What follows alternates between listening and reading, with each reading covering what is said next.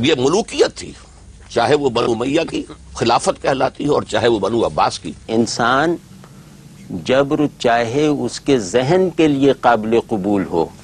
وہ فرقہ واریت کی بنیاد ہے۔ اب عدم علم کے بہت سے پہلو ہیں۔ پہلی بات یہ ہے کہ خود اپنا مسلک یا اپنا مذہب جس کے لوگ پیروی کرنے والے ہیں۔ ڈاکٹر صاحب، قرآن کریم میں ارشاد ہے وَاعْتَصِمُوا بِحَبْلِ اللَّهِ جَمِيعًا وَلَا تَفَرَّقُوا۔ قرآن کریم میں ارشاد ہے کہ دیکھو تفرقہ مت ڈالنا ورنہ تمہاری ہوا اکھڑ جائے گی۔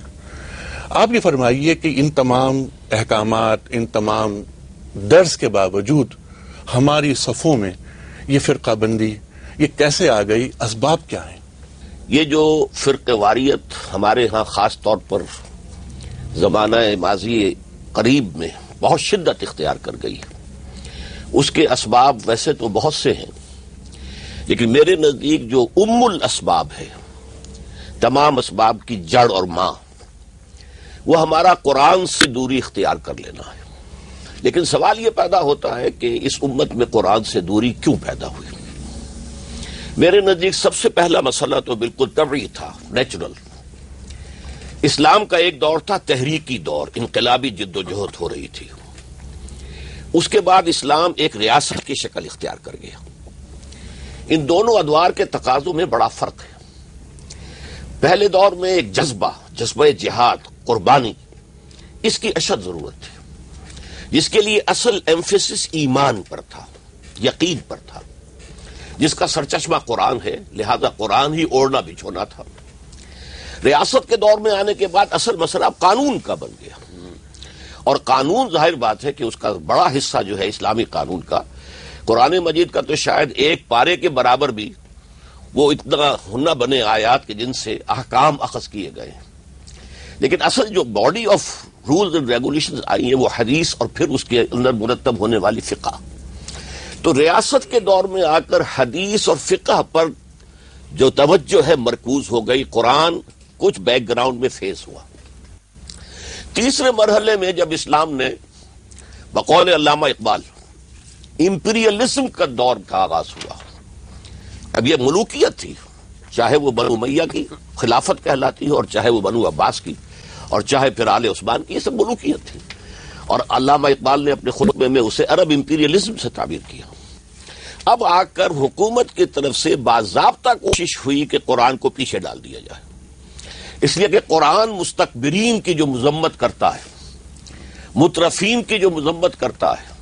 سرمایہ داری کی جو مذمت کرتا ہے، ظاہر بات ہے کہ وہ حکمران طبقے کو پسند نہیں تھا کہ قرآن کی یہ تعلیمات عوام میں ہوں،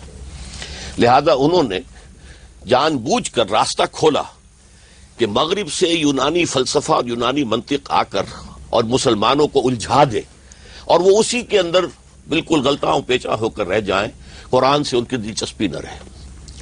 چوتھے یہ کہ جب عالم عجم جو ہے وہ اسلام میں آیا تو ظاہر بات ہے کہ اس کی زبان عربی تو نہیں بنی،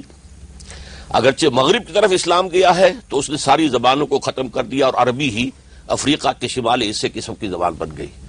مشرق کی طرف چلا ہے تو ایران میں موجود تھا، ایران کی زبان، فلسفہ، ادب، اس کی شاندار تاریخ تھی،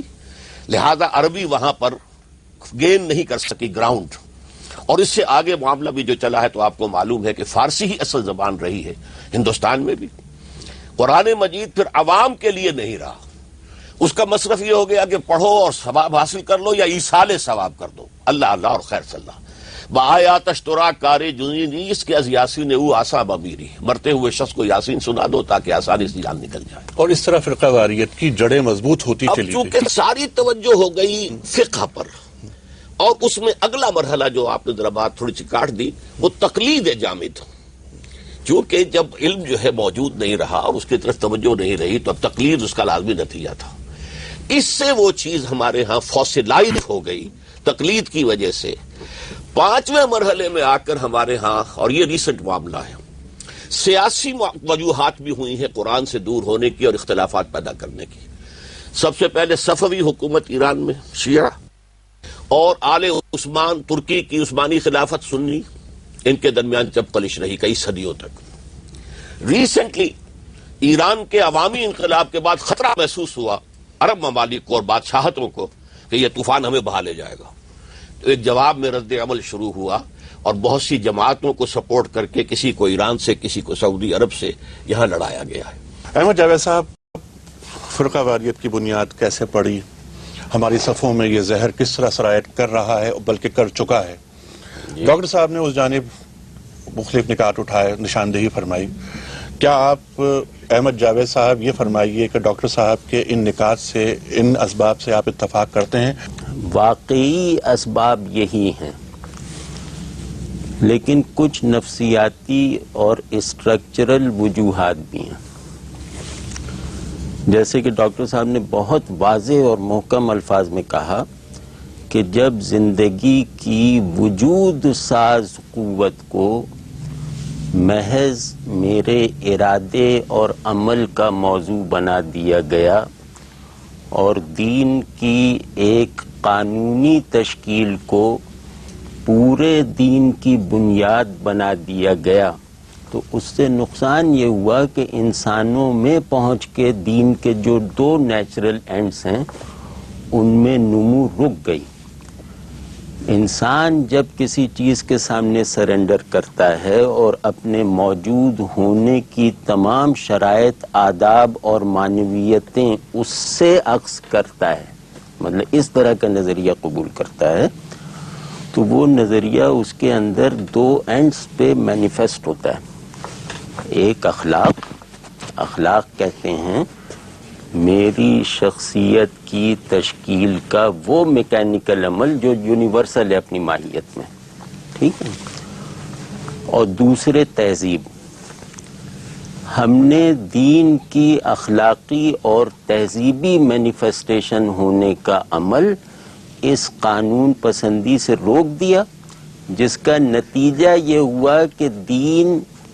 رفتہ رفتہ ایک جبر میں ڈھل گیا۔ انسان جبر چاہے اس کے ذہن کے لیے قابل قبول ہو، لیکن انسان ایک قابل قبول اور مبنی برحق جبر کو بھی کبھی قبول نہیں کر سکتا۔ میں قانون کی تائید تو کر سکتا ہوں، قانون کا محکوم ہونا مجھے پسند نہیں ہے، کیونکہ میں قانون سے بڑا ہوں خود۔ تو فرقہ واریت کے جو اسباب دیکھیں، میرا اخلاقی سیلف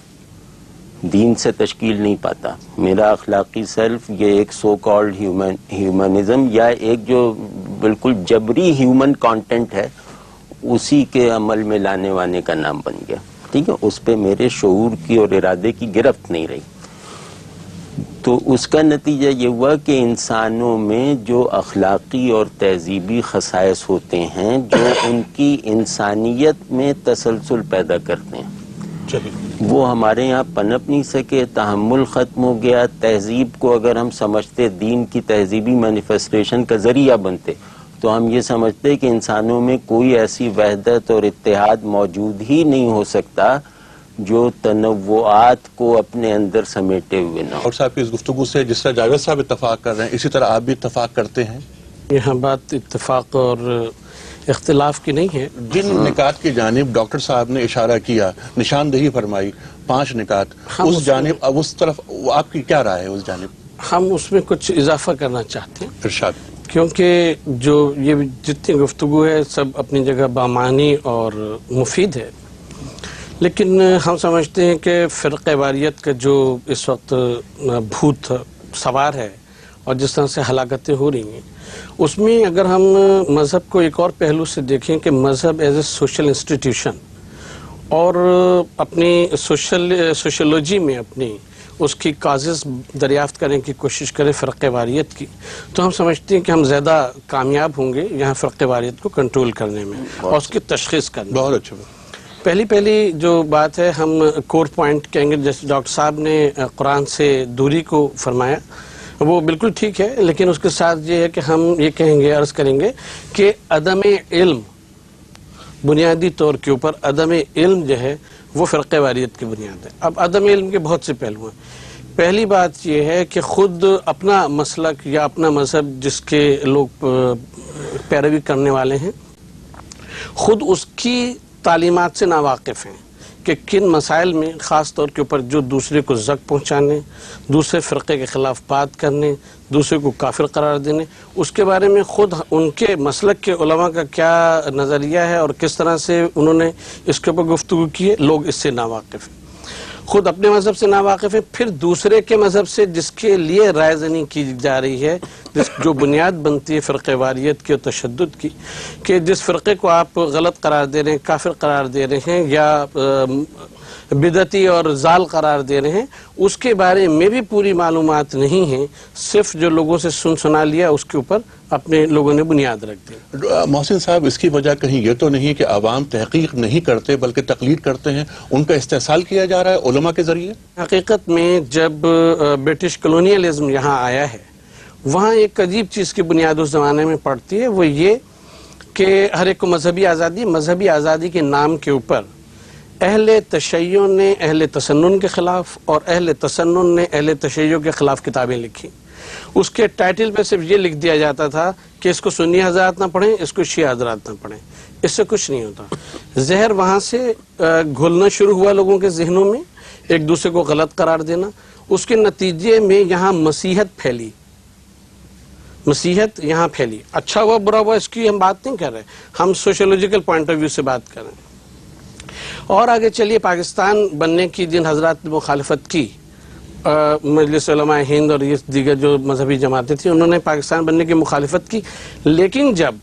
پاکستان بن گیا تو انہوں نے ہی اقتدار کے اوپر قبضہ کرنے کی کوشش کی۔ اس کے لیے حضرات دو باتیں بڑی ضروری ہوتی ہیں کہ یا تو براہ راست قبضہ کر لیا جائے، ورنہ جو حکومت ہے اس کو ڈی اسٹیبلائز کیا جائے۔